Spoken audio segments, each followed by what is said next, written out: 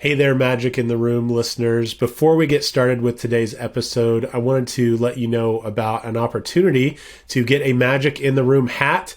Yes, you heard me correctly, a free Magic in the Room hat. Well, it's not really free. You have to do a survey first. Go to magicintheroom.com. We have a survey there. Should just take a few minutes. We are looking for information from you about what you like about the podcast, what you wish we would do differently, and would just love to hear any other ideas that you have. So again, magicintheroom.com. Give us some information and feedback. We will mail you a hat. It's going to be awesome. And let's get to today's episode.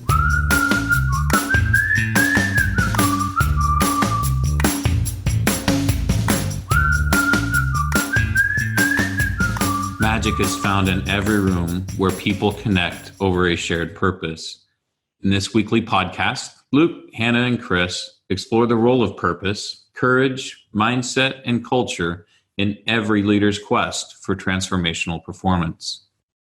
Welcome to Magic in the Room. I am Hannah Bratterud. And I'm Luke Freeman. And I'm Chris Province. Thank you guys for joining us today.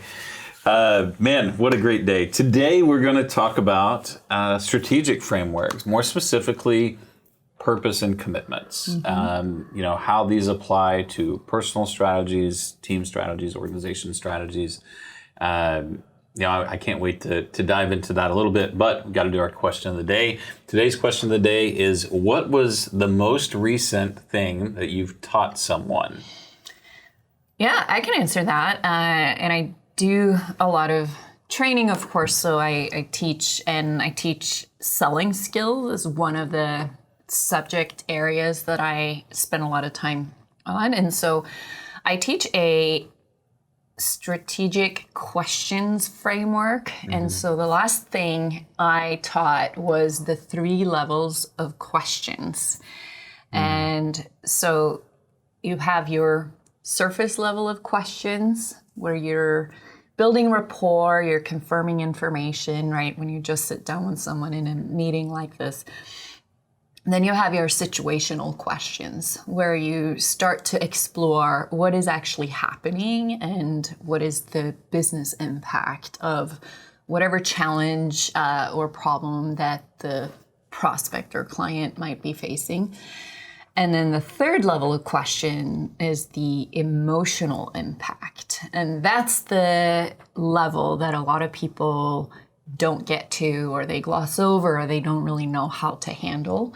But that's really where the most important information really comes from, right? So when we explore the emotional impact, how does it feel? And what is the personal impact to the person you're talking to, right? About this problem or challenge they're facing, what's the pain they're experiencing, or what's the opportunity, what will it do for them if they can accomplish this thing that they're trying to do. So really trying to get below the surface and really get to the emotion behind something, because emotion is information and it's very important context. So if we can raise the awareness of emotional impact, we can connect in a different way.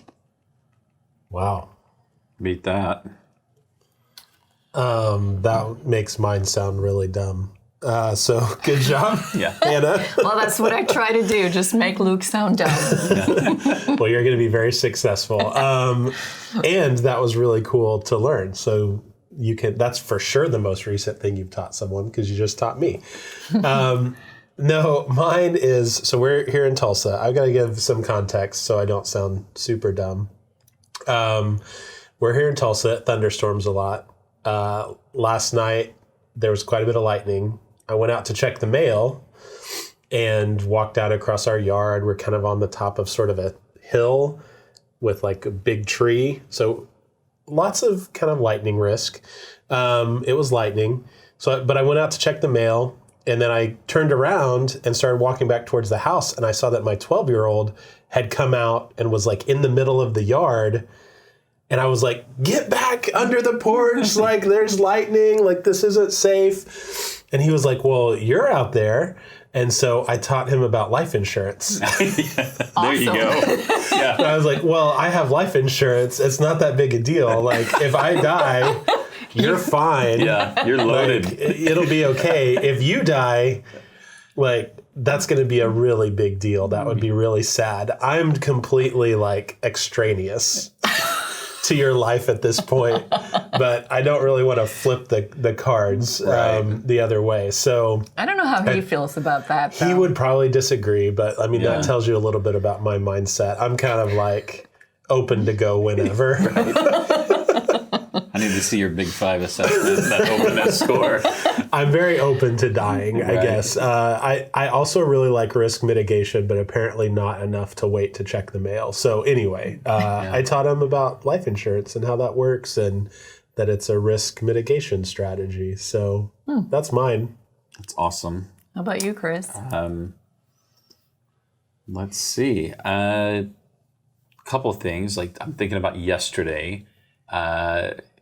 Definitely taught Landon, our 13-year-old, that Ric Flair was definitely the best professional wrestler of all time. So we spent a good hour watching YouTube videos of his airness. And so that was fun. But other than that, we dug in. I was digging in with the director of marketing yesterday. And same theme as Hannah is like, how do you get below the surface of something? Mm-hmm. And so we work in big data. We do a lot of analytics, as you know. And at the surface, the data reads a certain way. It reads like on every day of the week, this customer base behaves one way. And then on the busiest day of the week, the customers change their behavior. That's how the data reads. Interesting. But when you look at possibility, like if we're managing the capacity correctly, there's a segment of customers that behave differently all the time. And if you drive more of that traffic in on the busiest day of the week, if that particular customer set is a disproportionate percentage of, or they're more heavily represented on the day that we should be yielding them to, then the gross number should modify. Yeah. So it's just this concept of falsification, and the data can look one way at an aggregate level and it could look negative, but if you're executing your strategy correctly, it could be exactly how the data was supposed to shake out. Yeah. So kind of digging into that idea of falsification and how do we get one layer below, in order to understand that in a deeper manner. Yeah. So that's really interesting. This is totally a tangent, but I've been reading Thinking Fast and Slow by Daniel Kahneman. Great work. And he talks about all of these biases that we bring to our thinking every day, and our bias towards like having a story and things being explainable. And for me, a really helpful one was, he says, okay, so I'm going to describe someone to you. Their name's Phil. So Phil is very meek and very detail oriented and likes to have things in an orderly fashion and do things from start to finish in a step-by-step way and kind of know where everything is, that it's in the correct place. Okay, so is Phil more likely to be a librarian or a farmer? Right? And so most people would think, librarian, right? So he's meek and all these, but he was like, people completely ignore the fact that in the United States, it's like 50-1 farmers to librarians. Yeah. right. So statistically, it's much more likely that Phil's a farmer if we were going to actually ask this, Right. what's more likely? And so I don't know, that just it really triggered that for me a little bit when you were talking about looking at big data. Like, it's so often that we take whatever narrative we understand or we have a bias towards and apply it to that data without doing that underlying analysis to really understand. No, it's this subset and that subset skews on this day and whatever else. So, And I want to share just a little more context around that, because I think there might be someone out there listening that could help. But effectively, what we try to do is yield the best customers into that store on Saturdays. And, perhaps those best customers, let's say every day of the week, people in the store buy 12 things. Well, on Saturday, they buy 9 things when you look at the aggregate load. But if we're, our best customers buy 6 really expensive things. Whereas those 12, think you're going to get dilution. People that buy 12 things, the cost per item is lower. Right. And the people that are buying 6 things, the cost per item is a multiple of that. Right. 10 times, 20 times multiple. So your best customers happen to also buy fewer things. So you can look at the aggregate data and think, man, on Saturdays we're too busy. People aren't be able to access the product, so they're making fewer transactions. That's one way to read the data. The other way to read the data is to say we're driving so many really good customers into the store on this day that it's skewing the global purchasing behavior, or the average, because it's sensitive to the outliers. So when we drive so many players that have that high value purchasing behavior from the store's standpoint, it skews the aggregate data, but it's actually exactly the strategy that we want to execute. Yeah. So it is a really interesting study in falsification. But, and that's why I love doing the work we do. We get to learn stuff like that every day and dig in the data and understand what's driving this. So again, that kind of fits into this idea of strategy. Yeah. And so let's start with that and think, there's a couple different, I think you can apply strategic framework to whether you are an individual, a team, or an organization. Personal strategic plans is something we've talked about before, and I know that we carry those, but let's just start at a high level. What is a strategic plan? Yeah. So when we talk about strategy and when we talk about what is a strategic framework, I think the easiest shorthand for most people when you think about organizations is to think about mission, vision, values, and strategy. When all of that's packaged together, we call that a strategic framework. So a strategic framework is the mind model, the mental model about why we exist, what's unique about us, what business are we in, and what are the things that we spend our time on every day. So a really typical model would be that an organization has a mission, vision, that says what they are and what they're about. They might have some values that say, here's our standards or what we believe. And those things typically change pretty seldom. You might do a values refresh every decade for some organizations. Purpose refresh or a mission refresh, maybe even less often than that. But then when you get to the next layer down, like every layer down you go, you probably are refreshing it more often. So strategic objectives, that could be anywhere from a quarterly objective to a year. If it's a really big project or a transformation objective, it might be 18, 24 months. And then under that are the strategies, tasks, all the other things that lead into executing on that objective. And those are getting refreshed for most people more often than that. So quarterly, monthly, some teams even more often.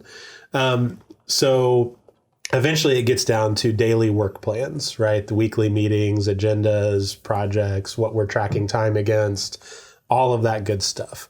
And so all of that packaged together is a strategic framework. And we all know different organizations do this in different ways, and they do it to different levels of completeness. So OKRs are big in popular consciousness right now. So that stands for objectives and key results. Right. And some people do that really well. Some people don't do that. As I said, mission, vision, values, like some people use that. And I think today we want to talk about how do we approach it and why have we chosen the strategic framework that we take, which is a little bit stripped down from a lot of the things that you see out there. Just some other ones, to put this out there, because listeners might be familiar with these.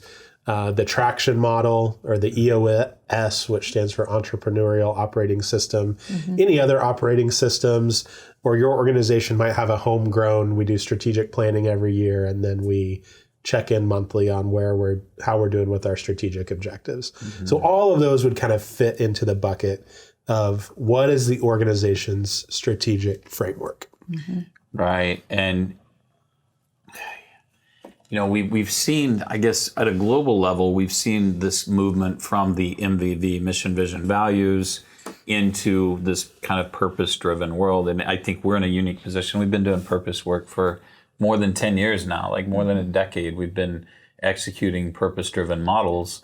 But I think an easy, simple example, when you look at a company like Walmart, which is a brand that everyone knows, and their messaging, like always the best price, always. Like that's a very functional benefit of the brand that's providing. And like in a mission-driven world, everything was about driving the price down, from the way they bought their product to the way they execute logistics, the way they staff. Everything was about how do we get this product at the lowest possible price for the consumer.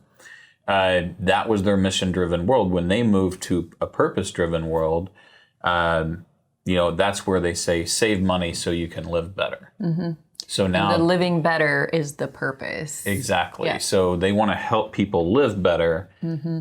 And by saving money on product, they can take that vacation, or they can resource their home, or put more food on the table, whatever that means for the individual family. Now, we can argue the effectiveness of execution all day long, but this is about that strategic framework and what mission, vision, value world looks like compared to purpose and commitments. And so I think a lot of people, though, have this notion of purpose, but then it's how do you operationalize it? And I think our entire work lives are centered on that idea. How do we operationalize purpose within other leaders, other teams, other organizations?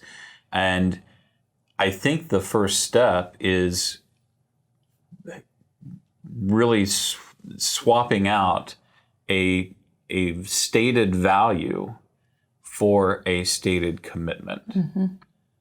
Commitments being those things that we value today and we plan on valuing in the future, and different activity around it. But this idea of like, here's a value and here's a definition of it, which is typically the MVV model.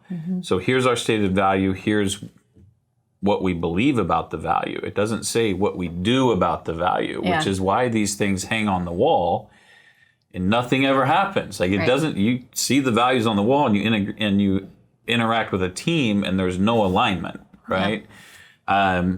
So let's kind of fish around that idea.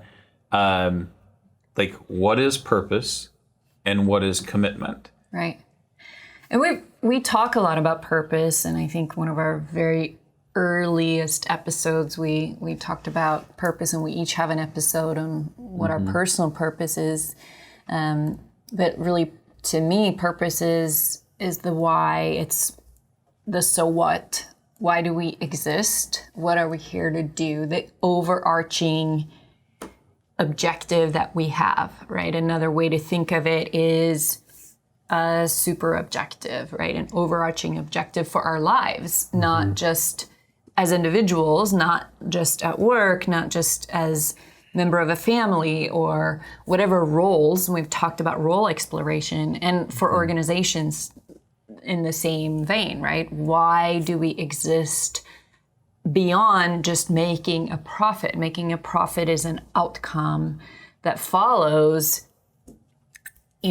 living this purpose and creating an internal experience for the people that help us get the work done, and then creating meaningful experiences for our customers, creating higher loyalty. It leads to revenue. But to your point, how do we get there? How do we get, that purpose into operation? How do you get it activated, right? Yeah, how do you activate it? How do you make it real? Yeah, I mean, do you accept that definition of purpose, Luke? Yes, I think it expresses a why. I mean, I keep going to like, why have we had this evolution in strategic framework, in North American, commercial life? And I think it's really the realization and admission that no one really gets up and comes to work to like make a shareholder money. Right.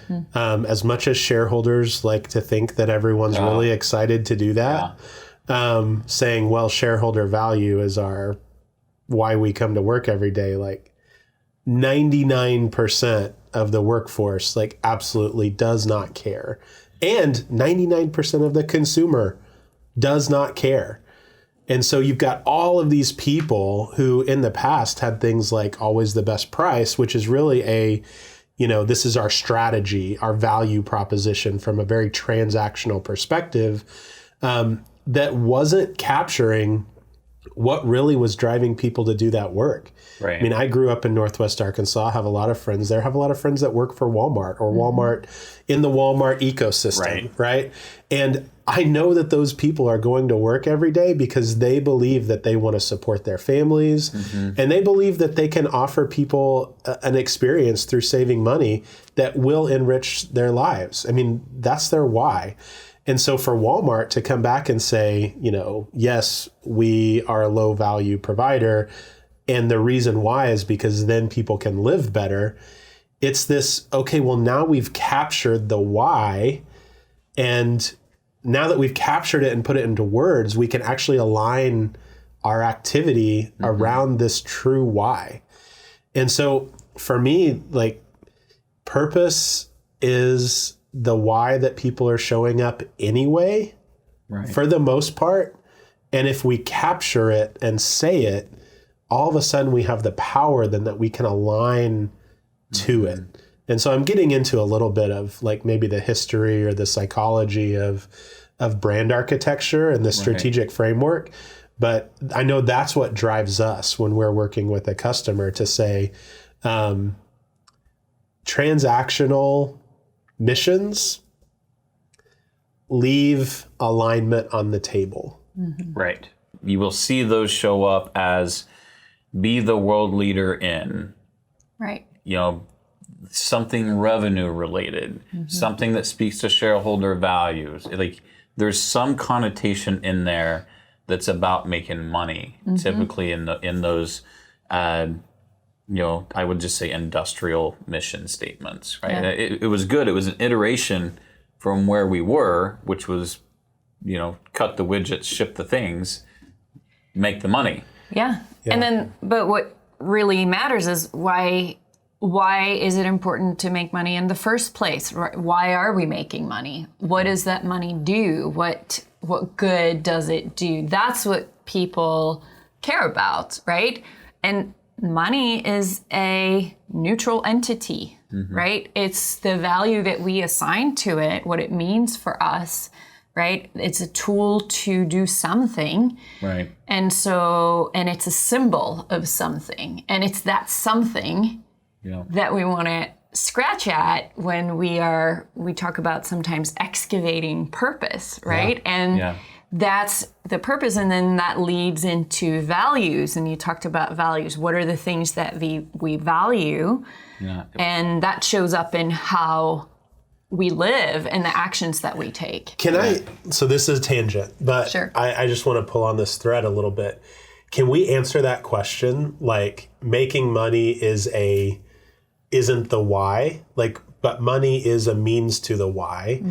And so I just want to stop and say, what are those human drivers typically that needing money is providing for? And so Hannah, you are an Enneagram 7, right? And so I'm going to do a little bit of Enneagram analysis here. All right. My guess is your why that you want to have financial resources is so you can live life to the fullest and do all suck the marrow out of life and go on trips and have cool experiences and buy really good wine and all of those things.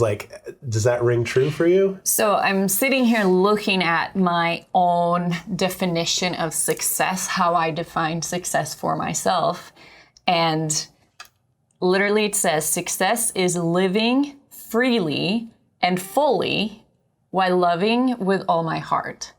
That's what success means to me and what money will help me do. Freedom is one of those big values for me.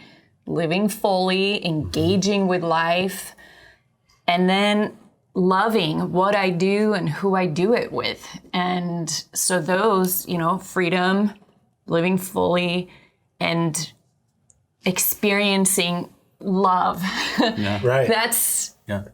Those are really go to the core of why I do anything. Yeah. And then to kind of flip side of maybe people who are motivated by money differently, like there's a large group of the population that maybe is the opposite of Hannah personality wise, and what they value is security, right? But either way, whether I'm a brand who's capturing purpose to speak to Hannah and say, we do this really well so you can experience life, right? Or we do this really well so you can be secure and have financial security and not be afraid, right? Either way, capturing that second part allows you to then align all your internal and external efforts to reinforce that message and make your workforce, your leadership team, and your customers all be on the same page about why we're doing what we're doing. And it doesn't detract at all from the commercial side of your strategy. Not at all. It does not subtract at all. And so that's why I think we're kind of on this change in what's in vogue right now for strategic framework. Well, and I think when Hannah was talking about those three questions, like getting to that emotional impact, like ultimately, when you think about organizations, like very, very aligned with community development, like when we go in to work with an organization, first thing, stabilize the people in the system, then stabilize the system, then develop the system. Like it's any community, neighborhood, group, whatever, team, it's always a very similar process. But when you think about like how do you build a community, it's the idea of engagement, connection, and for me, the idea of purpose is what is the greatest possible good any person or organization can attain. Like that is the purpose. Like what is the good of it? Right. The money is the fuel. Like you have to have it. Only successful organizations can build community. Like when everybody's looking around trying to put food on the table or struggling to get a roof over their head, like what can you really create out of that? Yeah. And so I think it does, it shows up in a lot of ways. When I think about success, it's, I'm not trying to put people, to be equal with me. I want everyone else to have a better platform to jump from than what I have. So it's not even about equity, it's how do we lift other people up. And I mean, I think when we think about it, that shows up very much in our comp plans and just how we go about life together and what type of community we want, but we're intentional about that internally. And the same ask is of the organizations we work with, is what is that definition of success? Because ultimately that's my role, is to say, I want to take someone else's vision of success, and while we achieve that, kind of just emerge that intention and gratitude and all the goodness that can come with it. But I think you mentioned something, Luke, about security and adventure, but then there's the other piece of like social signaling, right? Where money is power. We talked about power dynamics a lot. Money provides access. There's a lot of benefits that come with that, and depending on someone's view on power, they can use those resources to maintain a status quo or maintain a hierarchy. So that signaling sometimes comes into play. Yeah, and there are other drivers of human behavior that could be purposes that we didn't name. I mean, I think about like sex, right? Yeah. I mean, that's a huge human driver. And so like if I'm a Ferrari, if I'm consulting Ferrari on their purpose, there probably needs to be some sort of element about how do we make people attractive to other people.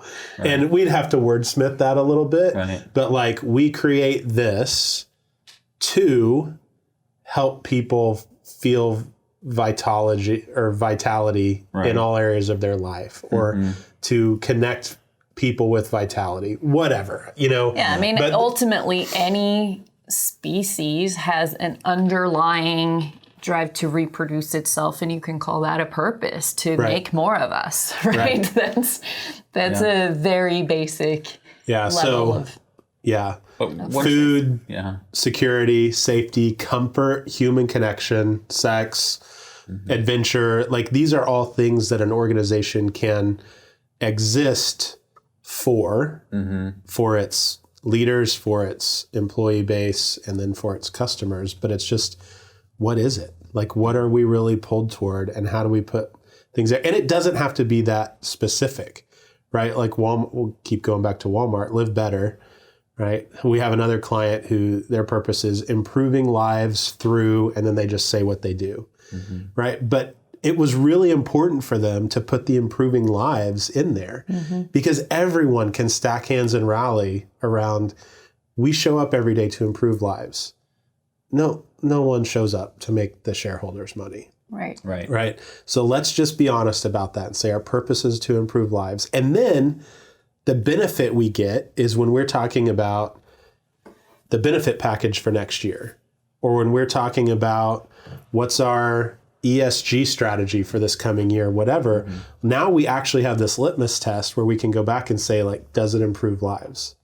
And that's not always a simple question to answer, but we now can say, does this align with our purpose or not? Whereas before, saying, well, we do this thing, that doesn't give you the same clarity on, should I take option A or B? Yeah, and that's where commitments come in, right? Yeah. So we talk about purpose and commitments, and you started in the introduction talking about how do we operationalize purpose. Right. Well, it's really through the commitments that we make, right? And I think of commitments are values in action. When we were talking about, what are the things that really underpin our purpose, our why, it really has to do with values, our beliefs and what we value. But to your point, Chris, often a company's value statements, we have like 3 to 7 values that we've listed and they're on our wall, right? The question is, how do those show up? And do they? Are they truly reflected in how we behave and the actions that we take?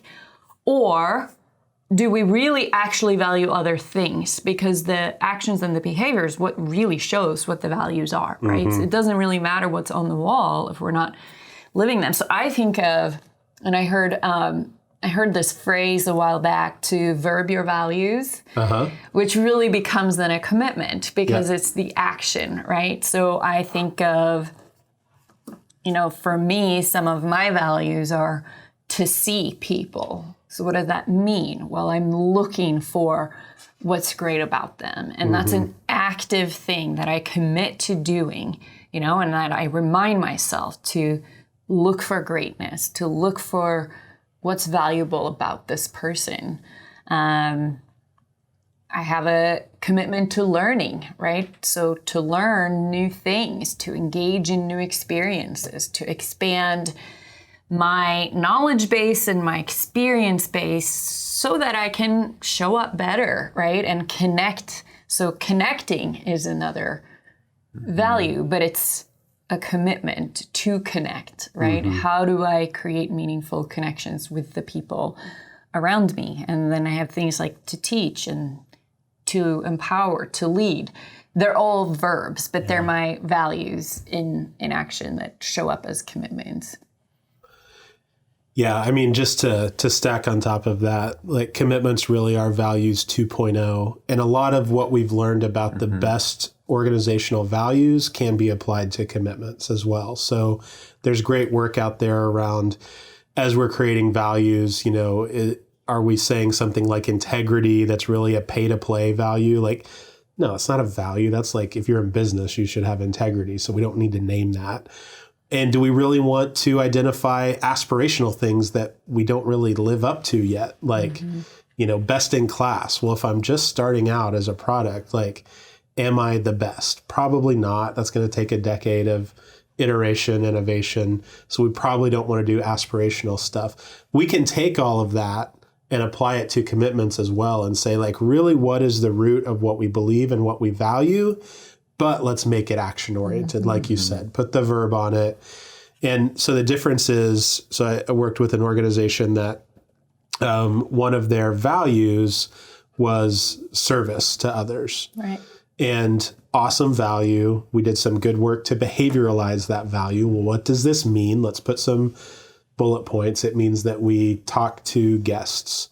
It means that we walk people from place to place instead of pointing, oh, it's over there. Yeah. Right? So there's some, you can behavioralize that. But how much more powerful is it to say, we are committed to service versus one of our core values is service? Because I can take like a first time employee, I can take someone right out of school or wherever and say, like, this is one of our commitments and this is what it means. And your role is to really commit to this. And versus, well, you have to change your internal value. Right? Can get a little bit dicey, and it comes a little, I mean, cultish. And there's like we use cult in a good way sometimes. Right. Like, we are trying to create cults on some level. Can't have culture without a cult. Right. But then Kidding. But then there's the negative side of that as well, where we constrain the organization too much. Right. So I think when we move to commitments, we're saying this is how we behave here. Mm-hmm. And it leaves some room for diversity in what people personally value, but it actually aligns even more how we behave together and what the rules of our community are. Right. You're only going to attract, or you should only want to attract people that believe what you believe. Mm-hmm. So like at the end of the day, like what an organization believes and what the senior leader's intent is around their purpose or their vision of success, like that's what matters. Like you want to hire people that believe in that. Yeah. Like that's the idea of leadership. And then really you only want to do business with people that align with that same belief. Right. You know, that's why you don't go, you know, to Saks Fifth Avenue looking for Post-it notes. Like you go to Walmart. Yeah. Like that's the whole idea is every organization finds its niche, and the stronger or the more explicit their beliefs are, the better their recruitment is, the more open the eyes are of new team members, and you get alignment. So now it just becomes, how do we communicate it? I know a lot of the work we do is around, you know, what are these cadences amongst the senior leadership team, the departmental teams, the all hands, or the aggregate conversation that takes place within an organization. That's all meant to align and bring those commitments forward. Yeah. But what I really like about commitments is not only can they frame and open the eyes of new team members, but it makes doing recognition so much simpler. Yeah. Because it's like, here's what we're committed to, and when we see that, we celebrate it. But it's so just some of the power of commitment, and I want to share just an exercise, you know, for everyone, because I think about the people that we workshop with, and I want to be able to point them to this episode and share this correlation between what is a value and what is commitment. Mm-hmm. So as I take my inventories, and in order to get clarity, at some point I have to take an inventory, whether that's, you guys know me, I've got 4 or 5 different coaches, and you know, like it's the aggregate of those conversations where I feed my inventories back. Mm-hmm. And some of these are based on season. If I start struggling in one area, or I'm starting to suffer because, you know, say a lack of boundaries, right? So mm-hmm. I need to reprioritize boundaries on my list. But I know that if I have clearer boundaries, if those are more explicit, then that will limit my suffering, because I'm not looking to be happy. I'm looking to not suffer. Right. Okay. So if I value, you're looking to be intentional in what you choose to suffer through. Exactly right. Yes. Right. So I'm going to take these kind of values. I value clear boundaries. I value accountability. I value kindness. I value generosity. I value showing love, having difficult conversations, and like exploration and learning. Those are the things I value. And I feel like if I do those things, it helps me advance my purpose of connecting with courageous leaders in a meaningful way to advance their purpose, intention, and gratitude. So that's my purpose. These are the things I value that I think can get me there, but they're not operationalized. They're not behavioral yet. So a little exercise that I go through is I just call it Today I Will.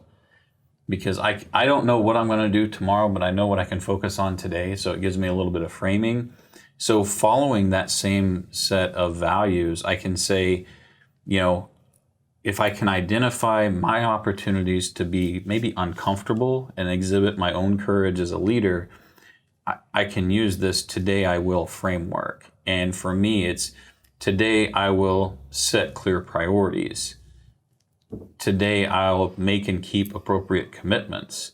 Today I'll extend grace to everyone. Today I'll do something remarkable for someone else. Today I'll connect with my parents and my siblings. I'll make certain my partner and children know that they're loved. I'll acknowledge a difficult truth from a place of care and respect. And today I'll try something new. And if I can do all these things today, then the promise is someday I'll get the benefit of having many days well lived. And I don't expect it to all come at once. I expect it, to find those discoveries along the way. But I feel like by framing this as, if I can be courageous for today, I can now bring my commitments top of mind. Yeah. But if I as an individual just put these on a wall, or it's in a journal thrown on my desk somewhere, and I don't revisit them, then they erode, they dilute, they do the same thing for me as a person as they do for every organization on earth. Right. If I'm not intentional about how I align my behaviors, then I will behave in unintentional ways. Yeah. And that's where this whole concept of performance, when we say purpose and performance, it's the idea of once you're explicit about knowing where you're going, you know what you value, and then you make that commitment to aligning those things. That is the courageous switch, right? There's the exercise of identifying that purpose, and then there's the courage to say, I'm going to be that 1% that intentionally aligns my behaviors to that. And I fail amazingly at a lot of these things on a daily basis, but I recommit. And I think that the class that Ben and Bob do online about igniting purpose, it covers a lot of this concept, and I know that that's very core to it. But anyway, that's kind of how I make the connection. I'm interested, before we wrap today, like, how did you guys get clarity, and what is your process on managing these things? Good question, and thanks for sharing that exercise, Chris. It's one that we've done in a few different team contexts with clients, and it's a powerful reminder, and I've started to incorporate that into my process as well, right? Getting intentional every day about the actions I'm going to take to advance my purpose or live my purpose more fully.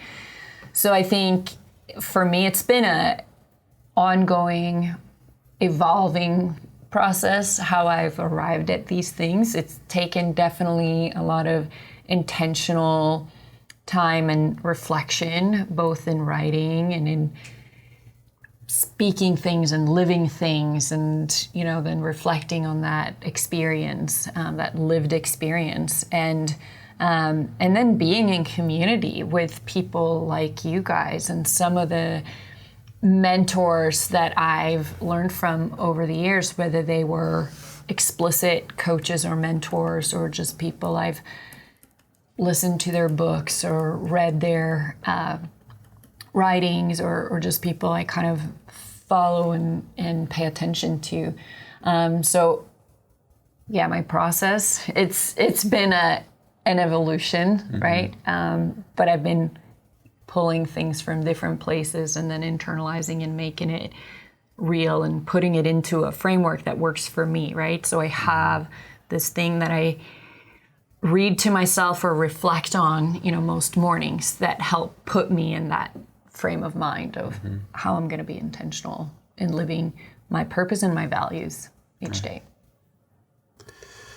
Yeah, so similar to you all, I have an annual kind of process to update a document that I have, and then I have that printed out and posted, and it has my purpose, has values and commitments, and it has those by role. So as a father, what does it mean to say the things that need to be said? What does it mean to value beauty and design as a, teammate for my teammates at Purpose and Performance Group? So there's all of these things that kind of prompt behavior and remind me of what I want to be committed to day in and day out.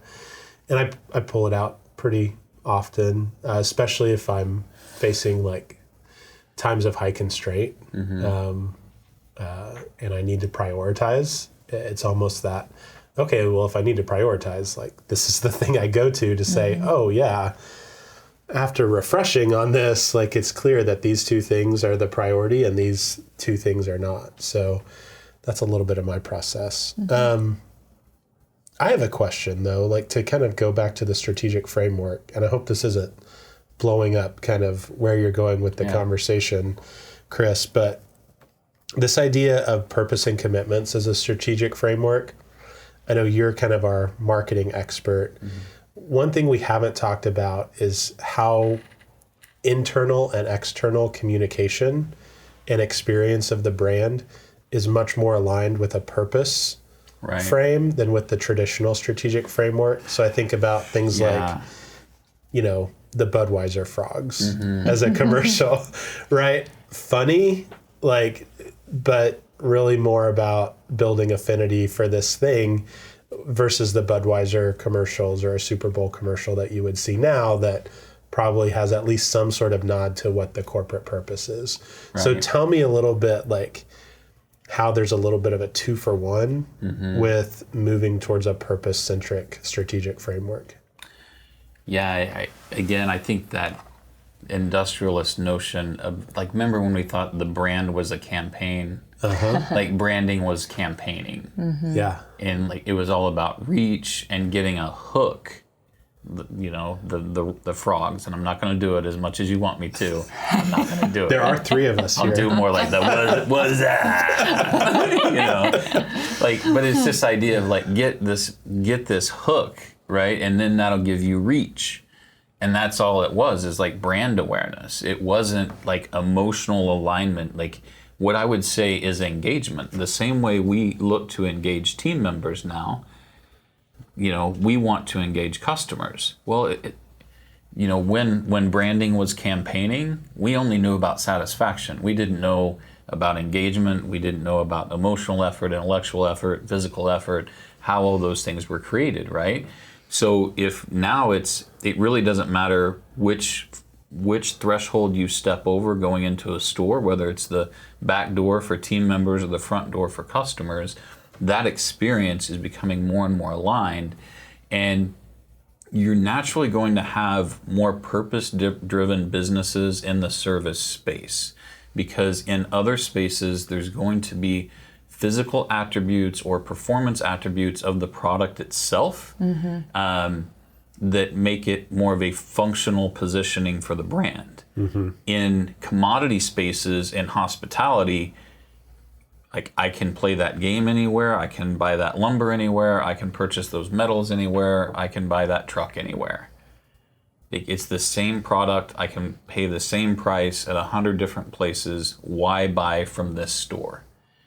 And so in those environments where those brands are trying to position, there's not differentiation in the product. There's only differentiation in the process of buying the product and how that organization positions you to utilize the product, right, and how they make you feel as part of that transaction. So that's a little bit about purpose. The other piece that I would say is, if you are a market challenger and you have a large market incumbent, the market incumbent is probably going to stay functional. And so that's what gives rise to a lot of market challengers, is that they're more nimble, They can be purpose driven. They can really like recruit more mavens for their product and brand, and they work with more vigor, where this one's just big, right? Like people buy this one because they've been buying it for 15, 20 years. My dad bought this product, so I buy this product. And like that heritage sort of existence, man, when you have that strong of a foothold, one of the only ways to crack it is with a purpose-driven strategy. Yeah. So I'm not going to sit here and say purpose-driven strategies is right for every brand. I think a purpose-driven existence helps the team members a ton and will help you retain and develop talent that makes your functional product better. But I'm not saying that every brand should have that emotional or purpose-driven strategy to the marketplace. It just depends on how you grew up and what is your condition today. If I'm a market challenger in one of those spaces, commodity or service, I'm going with a purpose-driven approach. If I'm a legacy provider, I'm looking at how strong is my foothold, and then maybe how do I transition to that over time, give nods to it, but I'm not looking to transform a strategy that has been successful up to now. Yeah, and that's from the market side. Right. Because I would completely disagree about from the internal side, especially with the talent shortage that is coming just based on demographics. Right. Like, doesn't matter who you are, if you're not moving to a purpose-driven strategic framework, like you're behind. Right. So said differently, every organization should have those rallying cries and clarity of expectations of, hey, this is how we do things around here, and start setting that expectation the first time they engage with you, whether that's on a website or a job posting. Like, how do they know what you're about before you even see their resume or their application? Because we do have to develop those communities, because that, even if you're working with a functionally positioned product, that's what's going to make that performance better. Yeah, and there's also a level of maturity, and we've talked about Maslow and hierarchy of needs, and I mean, if you're on the bottom of the hierarchy, your purpose just may be survival, and then it may be reproduction, and then it may be just kind of getting the basics. But when we're in a place where, we're living lives and we're impacting lives, and in order for us to survive, we need really great people. Yeah. How do we tap into those higher order, needs and drivers of human behavior, and really without clear purpose, individuals flounder and organizations flounder. That's a really great call out, because sometimes I don't think we talk enough about, if you're paying someone minimum wage and you start talking about, hey, you can find meaning here, like they don't care. They can't care physiologically, right? Their brains are not going to allow them to say, oh yeah, this is where I'm going to, my becoming will happen, right? There's like, gas bills due next week, so like you better not mess up payroll. And so, that's a really great point. And so I think we can't forget that. And also on the flip side, once you hit that threshold where people's material needs are taken care of, and businesses do this all the time, like you get over that threshold and then you still stay in that frame of mind where it's all about comp and ben. And you're like, well, we're doing bigger bonuses this year. Like, that's not what people need anymore. Right. So there is this very specific hierarchy of where people land that should dictate the types of messages that we're sharing with them about our purpose. And there's nothing wrong with having a purpose of lifting people out of poverty as an employee base. There are some great organizations that are like, they help people stabilize their lives financially. And then when those people are ready for something more meaningful, they can move to a different organization when they're ready. Yeah. And I don't think we should discount those organizations too much. And same thing, we go the other direction. And I think it's perfectly okay for an organization and leaders to say, we're going to be the most operationally efficient, highest margin, best flow through operator in our space. But the idea is that is explicit, so they're attracting people that want to meet that challenge. Yes. You know, stating that purpose, that greatest possible good, it is the senior leadership that gets to drive that intent. Right. So if we say we're going to be the most operationally efficient, highest margin operator in our space, now they will attract everyone that wants to rise up and meet that challenge. So getting explicit about it, taking time to do what we say is the 1% work. Like there's just not that many people go through and do the meaningful work. And going back to something we talked about in another episode, is this idea that it's getting objective about it and stepping away from the space that they're in to step away from the system, right? Yeah. Step away from the system and think about what we're doing. Yeah. And internalize and learn. Like as long as we're in the system, learning doesn't happen. We have to step away from it and internalize what we've experienced in order to learn and get clear about where we're going and then drive everything forward. So good stuff. We didn't even touch OKRs and execution, all the other things that are down channel. But I do know, we'll talk about those another day, and like the execution premium and just how difficult it is to measure what matters, whether we're talking about balanced scorecards or OKRs. And I know there's a lot of tips and tricks that we can share because a lot of times for those organizations that are, I'm just going to say, less than $50 million, those things are very difficult to execute. Mm-hmm. So there's different considerations for how we actually execute this in a organization or in a business environment. But I think what we shared today, we've nudged this conversation along to talk about strategic framework and how we start this work. So before we get out of here today, final thoughts. Commitments are how we operationalize purpose. I mean, that's the big takeaway for me, right? And our commitments are our values in action. Yeah, I mean, my takeaway, like so many other things in life, awareness is key to behavior change. Mm-hmm. And if we don't make people aware of how we behave here and what we believe here, they can't then choose if they're in or they're out. And so you kind of end up with just a mishmash of whatever is okay. Yeah. So our job as organizational leaders, make it clear, help everyone know this is why we're here, this is what we're trying to accomplish, and these are the behaviors that everyone should be committed to. And then people can choose if they're in or they're out. Mm-hmm. If we operationalize it and there's accountability to those things. That's a whole nother episode. Another episode. I will stop. Yeah, I mean, I think this idea of value, like we get engagement through value congruence. Like it's just the first hurdle. Mm-hmm. We have to be explicit about that. And I just I talk about branding and campaigning, used to be used interchangeably. This idea of buy-in and commitment being used interchangeably is also just like it makes my skin crawl when someone says like we're looking for buy-in. Like I've never looked for buy-in. It's always that just looking, searching for, and trying to ignite commitment. Commitment is behavioral. Mm-hmm. Buy-in is simply agreement. Mm-hmm. Mm-hmm. And what we're looking for is engaged behaviors, not, yeah, sounds good.